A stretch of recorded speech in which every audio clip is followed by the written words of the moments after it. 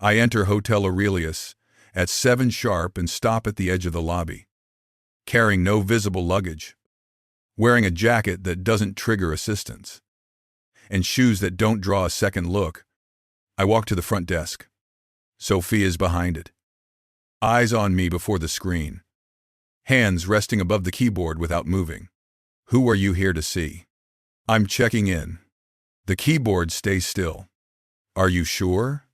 I confirm the reservation. Fingers begin to move. Then stop. The field clears. The name is entered again. What name? Andre Collins. The screen scrolls. Stops. I don't see it. I confirm it was booked earlier. The screen tilts slightly away. Can you step aside for a moment? I move half a step to the right. The space fills immediately. A coat, draped over an arm, slides forward. Welcome back. A card activates without delay and moves across the counter.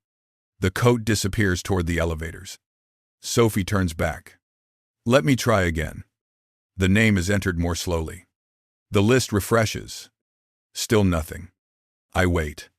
Leo stands near the column. He shifts closer. Not blocking. Not leaving. Please remain here. I remain. A phone rings behind me. The lens points forward and stays. Sophie reaches under the counter and produces a card. It is programmed and handed over. Room 1217. I take it. Elevators are to your left. I move. Leo follows at a distance that closes the space without touching it. The elevator opens. I enter alone. The doors close. The floor indicator climbs. 12. The doors open. I walk the corridor and stop at the room. The card slides in. The light turns red. I remove it. Insert again. Red. A third attempt. Red. I step back from the door and return to the elevator. Back to the lobby. Sophie looks up. Did it work? The card rests on the counter. It didn't open. The card is taken back and reprogrammed. Sometimes it takes a second. It is returned. I don't move. Would you like someone to walk you up? No. Leo shifts again. The phone stays raised. I take the elevator again. The door stays locked. I return to the desk. Sophie checks the system. That's strange. Ryan appears beside her. Eyes on the screen first. What seems to be the issue? The explanation stays short. We'll get this sorted. The tone stays even. There may be a delay. How long? Not long. 10 minutes pass. Leo remains close. The phone angle adjusts slightly. Sophie programs the card again. Try now. The card stays on the counter. Confirm the room is active. The cursor blinks. It should be. Is it active? The screen scrolls. Stops. It's assigned. Is it active? Ryan steps in. We'll handle it. How? We'll investigate. While I wait? Yes. I stay at the desk. Another coat reaches the counter. Welcome. A name lands. The system responds immediately. A card activates. The coat moves on. Ryan glances at Leo. Leo shifts his stance. Please stand here. A hand indicates a spot away from the desk. I'm moving there. The phone follows. Sophie types again. Stops. It's odd. Ryan lowers his voice. Let's not escalate. What's the status? We're checking. A technician arrives and stands behind the desk. He looks at the screen. Does not touch it. I don't have access. He steps away. 15 minutes pass. Natalie appears from the service corridor. She looks at the desk, then at me, then at the screen.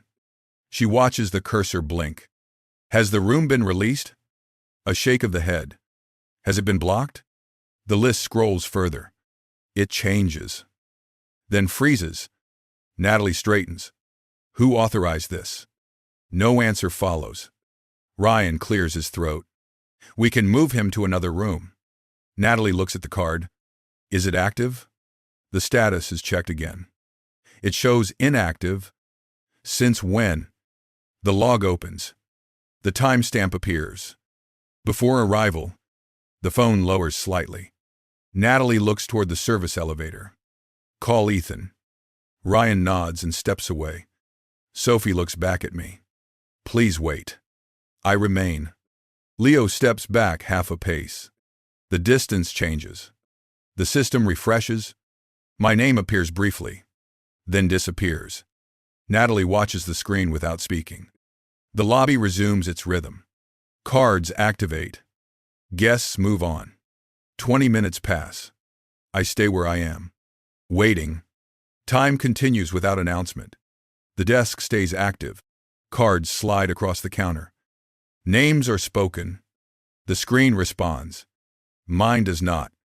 Sophie refreshes the list again. The cursor blinks, then stops. Still nothing. Ryan checks the clock mounted behind the desk. We're looking into it. Leo shifts closer to the column nearest me. Close enough to narrow space. Far enough to avoid contact. A phone remains lifted behind my shoulder. Another 10 minutes pass.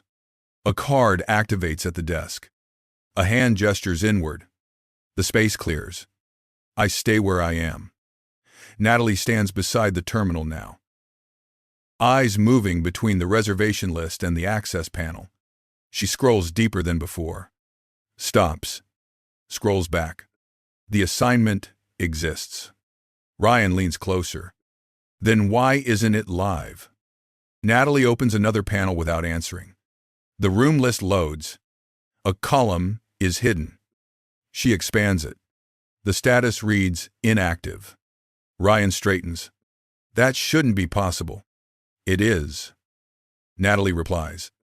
The phone angle shifts again. Leo looks toward the entrance. Then back to the desk.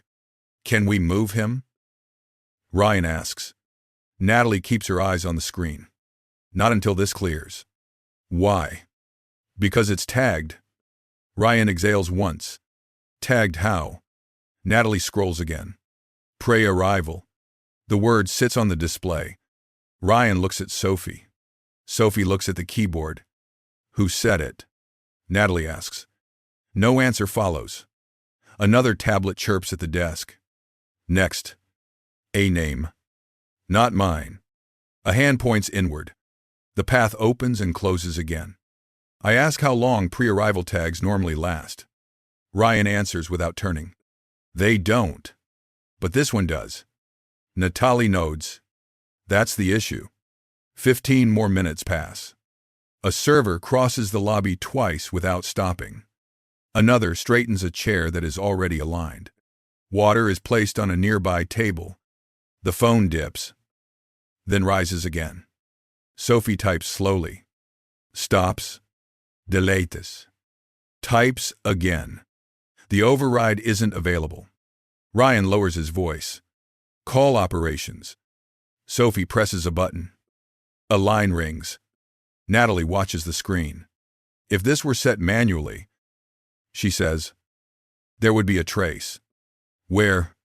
Ryan asks. Access control. She opens it. The log loads. A timestamp appears. Earlier than my arrival.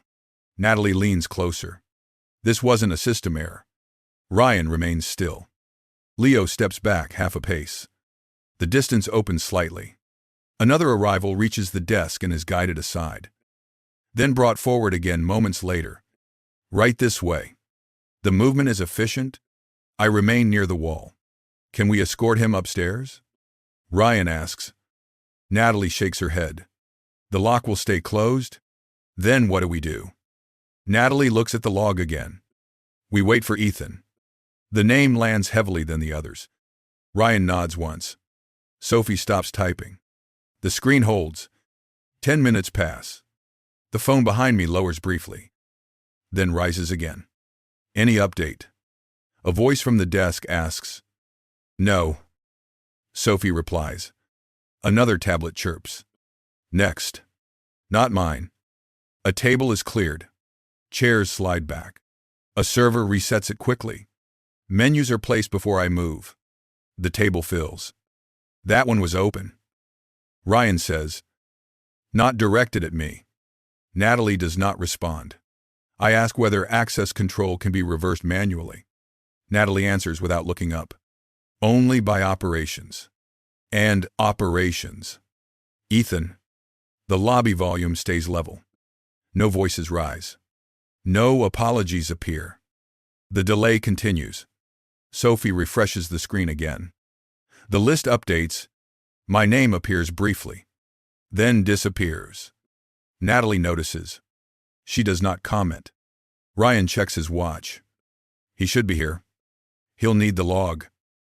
Natalie says, "It's open." Another 5 minutes pass.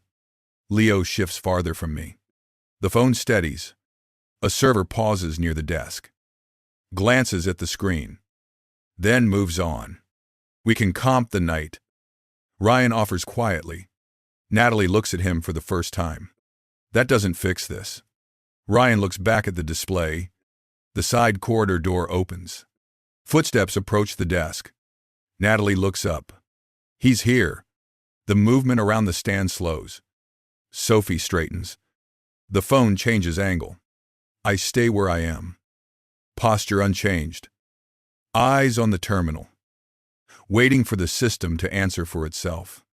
Ethan enters from the side corridor and stops near the desk. Eyes moving first to the screen.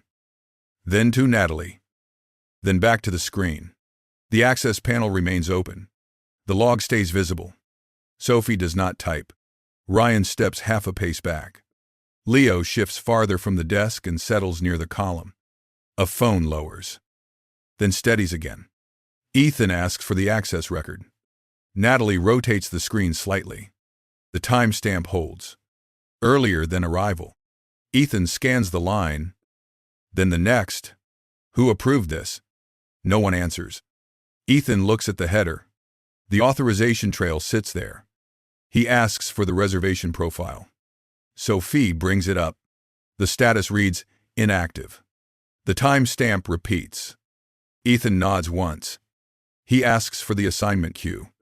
Natalie opens it. The room exists. The lock does not.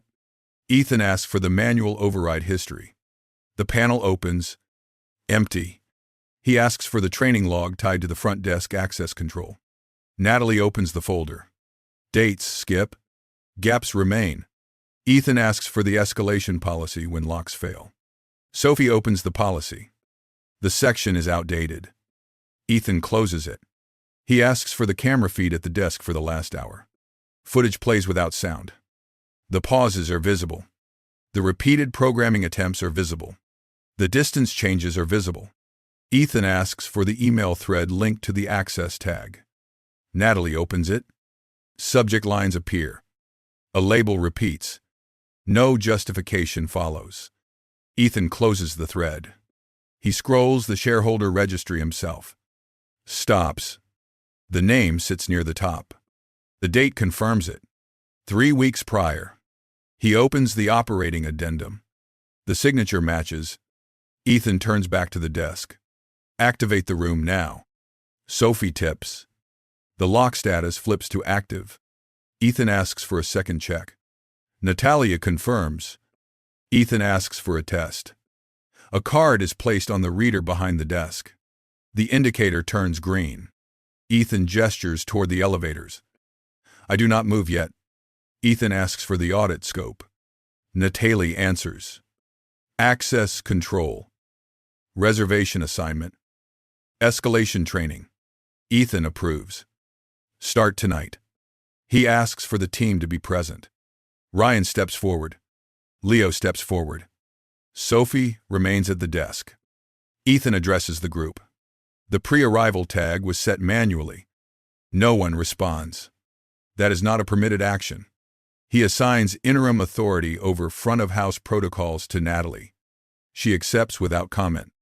He instructs her to reset the wait process immediately. Manual confirmation honored when the system stalls.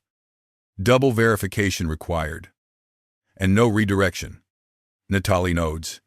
He asks Ryan to hand over his badge. Ryan removes it and places it on the counter. Ethan instructs him to leave the floor. Ryan complies. His access is revoked. His name disappears from the schedule. Ethan asks Leo to return to his post, away from the desk. Leo moves. Ethan instructs Sophie to remain for retraining after service. Sophie nods. Ethan turns back to me. Your room is ready.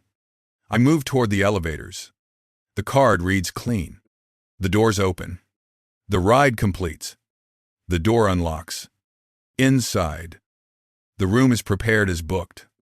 I will return later for dinner. Service proceeds on time. Plates arrive together. Water refills without prompting. No one hovers. No one delays. Ethan remains in the lobby, reviewing logs. Natalie circulates with a clipboard. Checking steps. Correcting quietly. The night closes without announcement. 3 weeks pass. The audit is complete. The access control workflow is revised. Manual tags require dual approval. Training logs are rebuilt. Escalation windows are posted. Camera reviews become routine. The email labels are removed. Sophie completes retraining and remains under review. Natalie signs the updated front-of-house protocol. Reports route through her. On my next visit, the desk checks once and assigns immediately. No pause. No redirect. The lock opens on the first attempt. The stay matches the standard. The difference shows in timing, not tone. These patterns repeat. Black CEO Tales documents the corrections.